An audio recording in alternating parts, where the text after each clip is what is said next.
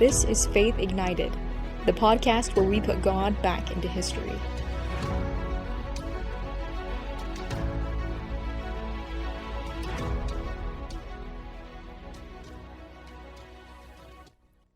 Episode 8, And All Was Light. A cold December breeze tugged at the drifting snow outside the window as an agonized cry wrenched from Hannah's throat. She felt sweat trace down her forehead to her cheek as yet another contraction came with greater intensity than the previous one. Her hands unclenched and her head drooped back when a moment of reprieve came again. The moment was brief. She was soon engulfed again in the suffocating pain of labor. She had not known, or at least had not comprehended, the cost of bringing a child into this world. She was becoming well acquainted with it now. She grasped onto a nearby hand for support, likely cutting off the circulation of the woman it belonged to. Encouraging yet concerned faces stared down at her, and Hannah felt immensely grateful for the support of her friends. She was alone now. Never had she thought the child she would bring into this world would be fatherless, nor that she'd be left a widow just 6 months after her marriage. The unexpectedness of her husband's death, coupled with her accompanying grief, might have been what induced Hannah's early delivery. Now here she was, just 3 months after burying her husband, delivering their child. Hannah faintly heard someone instructing her to push, and she ground her teeth. Finally, a shrill cry of a baby split the air, and Hannah felt tears erupt from her eyes. When the child was eventually placed in her arms, she stared down at the babe with amazement. It was a boy, and perhaps the smallest child she'd ever seen. Murmurs echoed around her, some of the women commenting how sickly the child looked, and that they doubted such a baby would survive. Hannah tried to ignore them as she gently rocked her son. A stiff wind pounded against the window, reminding her that it was Christmas Day. Her son would share his birthday with the Son of God. Another mother, a virgin, had once held her newly arrived son just as Hannah did now. Woolsthorpe, England certainly wasn't Bethlehem, but the parallel was consoling in a way. Now she just hoped God would grant her the gift, the miracle, that her child might live. Sir Isaac Newton is easily considered one of the greatest scientific minds of all history. His discovery of the laws of motion laid the foundation for our understanding of modern physics. Along with this, he made groundbreaking discoveries on light and spectral analysis, as well as inventing our modern telescope. And calculus, can't forget that. But centuries after his death, a new side of Newton has come to light, revealed by his lengthy personal writings. These writings, miraculously preserved down through the generations, reveal a side of this scientist that very few people know about. But of course, let's back up and I will give you some context first. Sir Isaac Newton was born Christmas Day, 1642, in Woolsthorpe, England. His father died 3 months before he was born, leaving his mother Hannah alone just 9 months after their marriage. Isaac was born prematurely. Newton recounted later in life that 2 of the women who worked at the manor that had been sent to fetch another woman to come and see the baby, they took their sweet time because they thought that the child would probably be dead by the time they returned, so there was no need to rush. Fortunately, they were wrong. But from the beginning, Newton's childhood was not easy. He was born during one of the most chaotic periods in English history. A civil war was taking place, and massive changes in public affairs and the church continued to unfold throughout his life. But these changes that were taking place may also be part of the reason why people were more open to scientific discoveries. So it seems that he was born also at the right time. But looking closer to home, things were especially difficult for Isaac. I mean, you can imagine his mother was now a young widow, faced with the responsibility of running the farm and raising a child all by herself, and this all in the midst of a civil war. But 3 years pass, and Hannah is offered a marriage proposal from a well-to-do reverend named Barnabas Smith, who was over 30 years her senior. But things were different back then. It was not easy to be a single woman, and surely this was a very difficult decision for her. Especially when you take into account that Barnabas wanted nothing to do with Isaac, and he wouldn't even allow the child to live in his home. Despite this, Hannah does decide to accept his marriage proposal. Now, I won't claim to know the thought process that Hannah went through, or why she did what she did, because the fact is we just don't know. But when you look at the circumstances, I feel we can draw some pretty sound conclusions of what she might have been thinking. For one, she was marrying a much older man than she was. He would have been considered elderly, really. People didn't live as long back then. So it's not likely that she married out of love or passion. But I also don't know that it would be fair to say that she just didn't care about Isaac. Because the fact is, Isaac stood to gain a lot from their marriage as well. If Barnabas didn't live very long, which was likely, it would mean that Isaac would stand to inherit everything once he died. So was she an unfeeling mother who left her son, or a deeply selfless woman who endured an unhappy marriage and a separation from her son for his future benefit? We'll never really know. But if she'd hoped that her new husband would live only a couple of years, she was disappointed. He lived 7 years after their marriage, long enough for her to have 3 more children.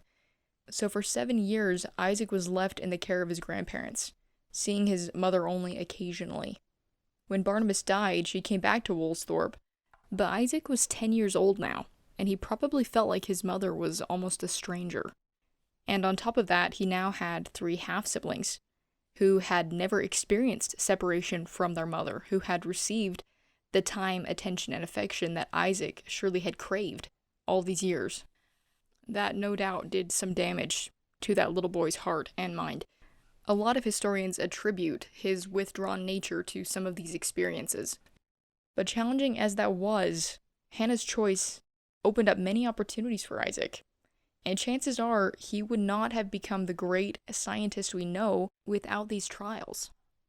Now, I wish I had more time to cover some of these topics of the things that happened in his childhood and his adolescence. But to do a lot of summarizing, Isaac's mother wanted him to become a farmer. She wanted him to do what his father did. But Isaac had no interest in that. And that was very apparent.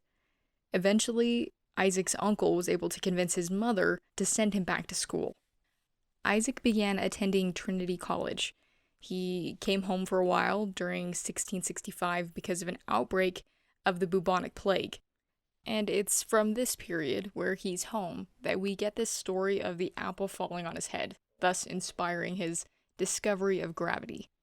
Now, that story is pretty debated by historians, but we do know that he made a lot of his groundbreaking discoveries during this time that he was home. Newton went on to publish many of these discoveries. He rose to elite positions such as a Member of Parliament, Warden and Master of the Royal Mint of London, and then he was knighted by Queen Anne. But of course, we aren't here to discuss his secular achievements. This podcast is interested in exposing the things hidden from the world, which is exactly what we're about to do. Because the side unknown is a man who prized spiritual knowledge as much, if not more, than secular. Now, many of you listening are probably surprised and thinking, Newton was religious? Yes, he was. Very religious. More than the contemporaries of his day ever knew, and more than our society today wants to actually acknowledge. Today, you'll be told that it's nigh unto impossible for a man of science to believe in something higher than himself, or more than what he can just observe. That is not true. And Sir Isaac Newton is proof of that. When he died in 1727, they discovered copious amounts of writing, about 10 million words, enough to fill 150 novel-length books, which in and of itself is not surprising. He was a scholarly man and an astute observer of the world around him, so it makes sense that he would take the time to record his thoughts. However, the content of these papers surprised everyone. They were originally handed over to Cambridge, and Cambridge was excited to be able to try and divulge some scientific understanding from Newton's papers, but they ended up returning most of them, because very little of the content was actually about scientific matters. Most of it, to their surprise and disappointment, was religious by nature. doctrinal explorations, biblical prophecies. He also had a lot on history and alchemy. Now, there were several reasons why people found this rather upsetting. You see, Newton had some interesting ideas, I dare say radical ideas, for his day. He had done extensive research about the early days of the Christian church, as well as absolutely dissecting the Bible. He had come to the conclusion through his studies that the gospel had existed from the beginning of the earth, but it had gone through periods of decline where the truth had been lost and then brought back again, and he believed that the church needed to again be cleansed and that the fullness of the gospel would come again to the earth at some future period. So because of this, there were certain doctrines that he didn't necessarily agree with, like he did not believe in the Trinity. He believed that they were separate beings. Now, views like that in his day were considered heresy, and Newton had become almost a hero in England, and nobody, especially his family, wanted him to be viewed as a heretic. And others in the science community just saw no worth in religious writings. So the papers were tucked away, being passed down through different hands, barely surviving a house fire in 1891, and then finally in 1936, over 200 years after Newton has passed away, they are sent to Sotheby's auction house in England, prepared to be scattered all across the globe and committed into the hands of God.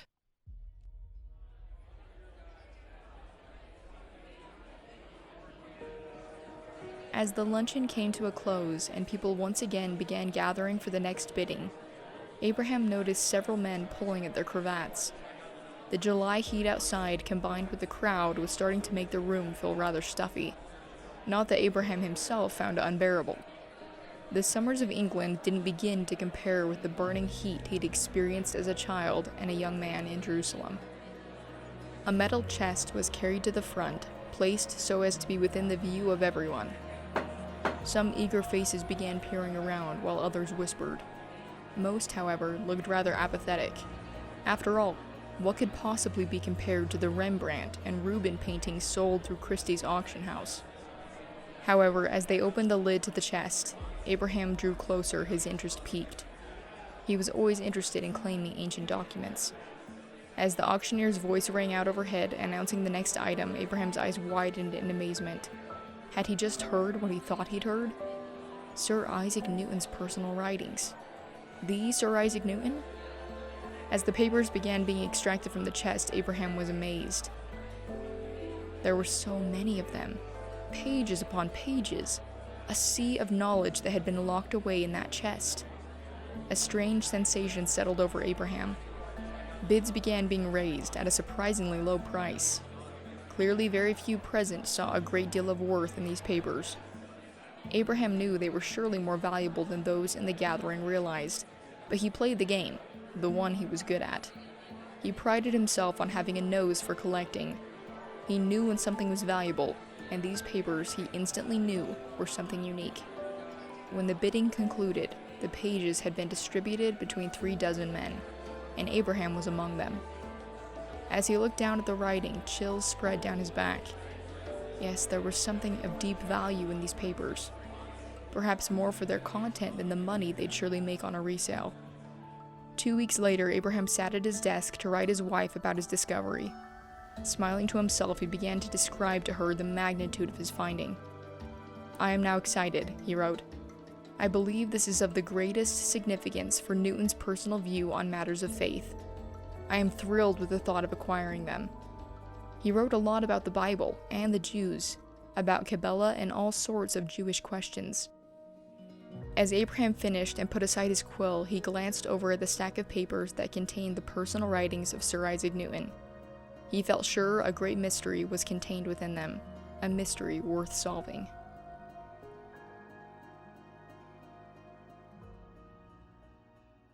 Abraham Yahuda was not the only or even the most prominent collector of Sir Isaac Newton's papers, but I chose to feature him in this episode because, unlike others, Abraham appreciated the papers for the spiritual matters they contained.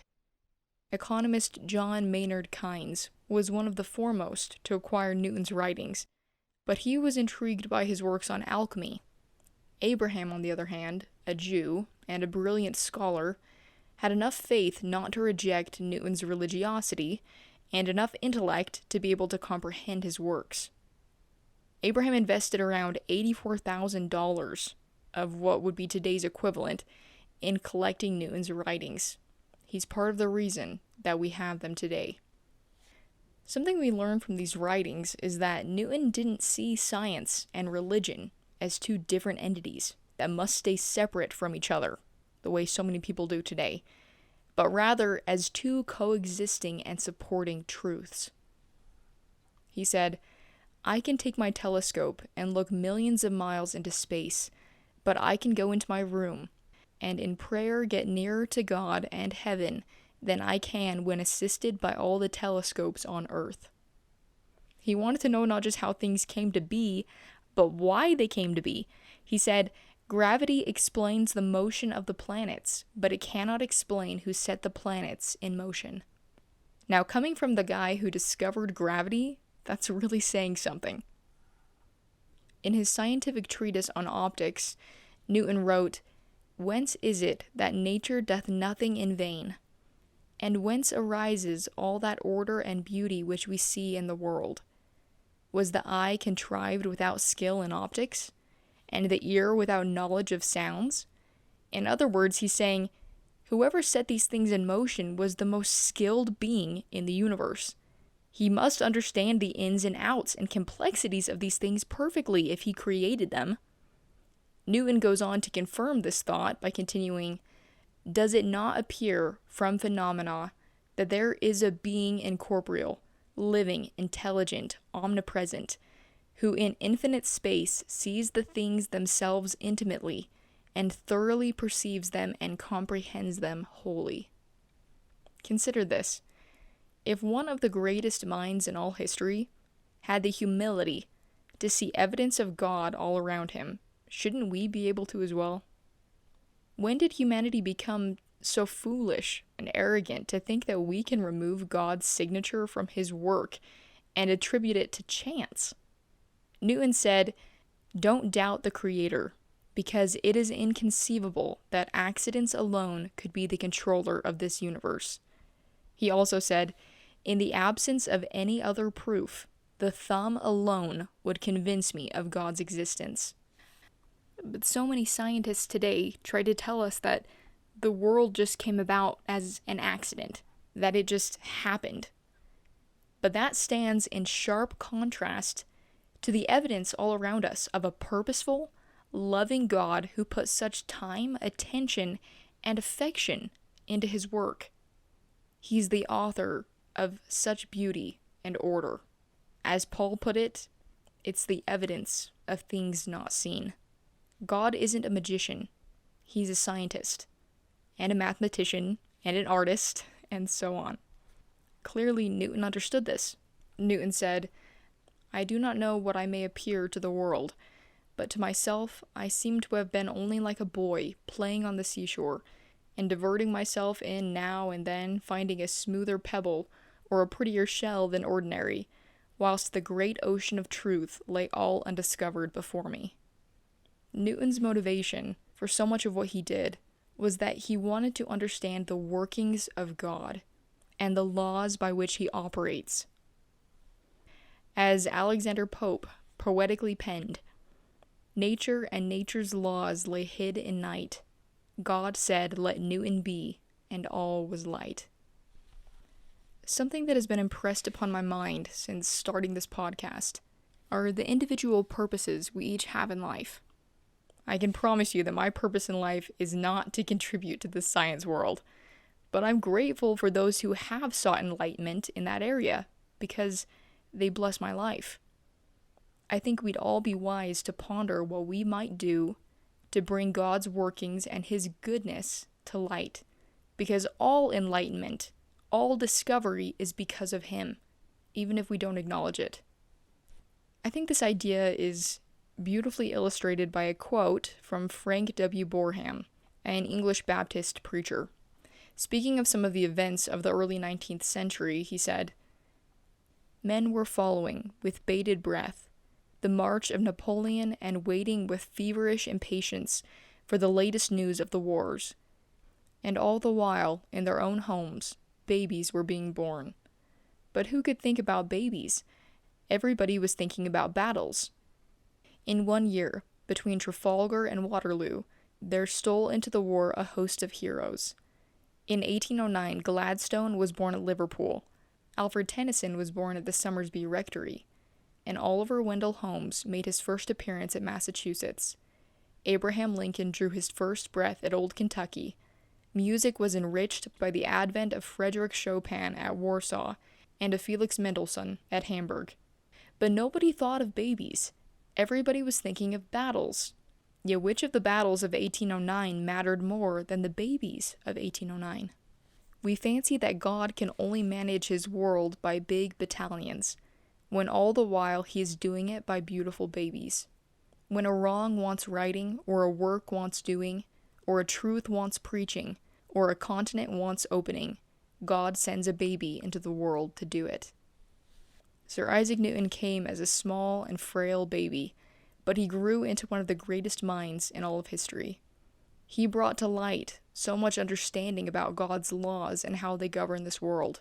He didn't invent gravity, he discovered it. The technological advances of our day are simply a discovery of unalterable law, whether that's in medicine or mechanics, because the being that first uttered the words, "Let there be light," can teach us truth of every kind, because he is the way, the truth, and the life. He was the one who set the planets in motion, and he is the one who ignites our faith.